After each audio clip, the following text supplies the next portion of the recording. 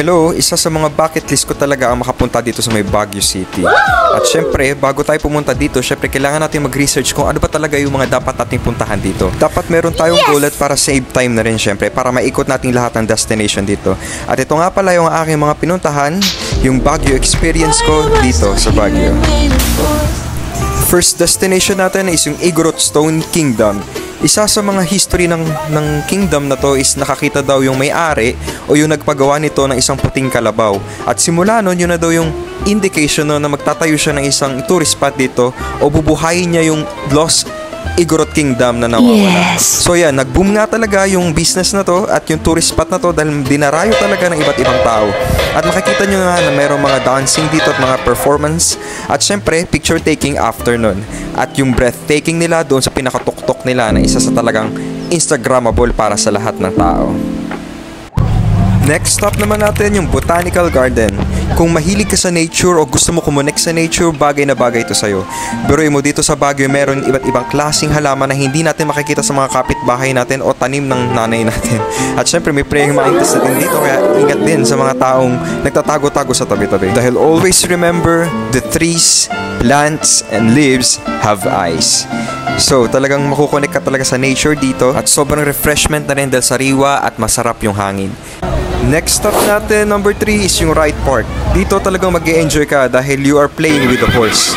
At syempre, iba't ibang klaseng horse, mamimili ka na lang kung sino yung gusto mong sakyan. 600 pesos yung halaga ng horse at 600 pesos din yung kung magkakaroon ka ng tour guide. So napakasulit na din kasi malaking hayop din yung babayaran mo. No? Malakas din kumain yan, kaya tamang-tama lang yung 600 pesos. At syempre, dahil may tour guide ka, alamin mo na rin kung ano ba talaga yung mga attitude ng mga horse, ano yung ayaw nila at ano yung mga gusto nila.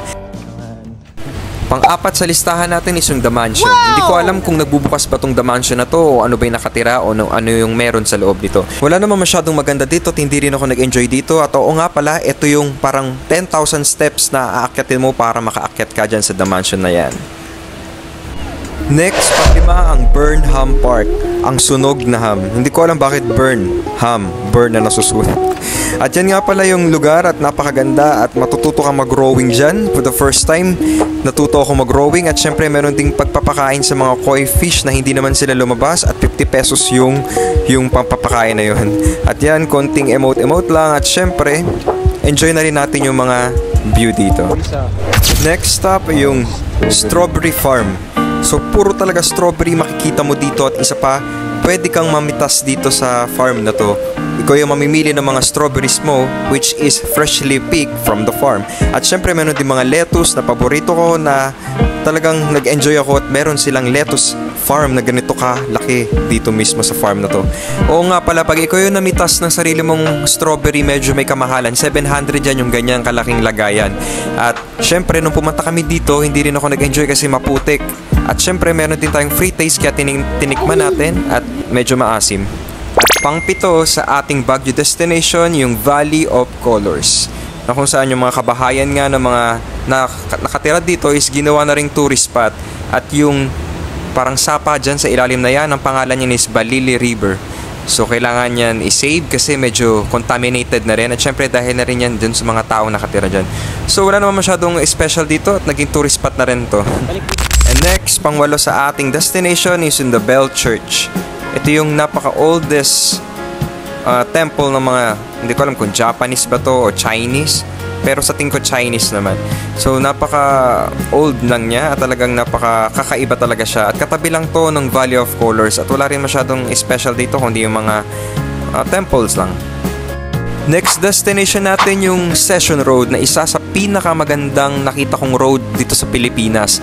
Kasi mahihahambing ko siya sa Korea na parang street siya ng Korea na talagang ibang-iba yung lugar niya, ibang-iba yung makikita mong places dyan mismo sa road na yan. At yan nga yung mga makikita natin sa daan, lalo na pag nagsara yung Session Road, may mga parang costume sila. At syempre nagpa-picture na rin ako kasi paborito ko yung mga Pokemon. At yan, at talagang enjoy ako dito sa Baguio experience ko dito. At syempre hindi mawawala ang night market na paborito ng lahat dahil sa gabi, pwede kang kumain ng kahit anong pagkain na gusto mong kainin. Yung talagang nagkikrave ka sa gabi, yung mga bandang alas 12 to alauna ng madaling araw.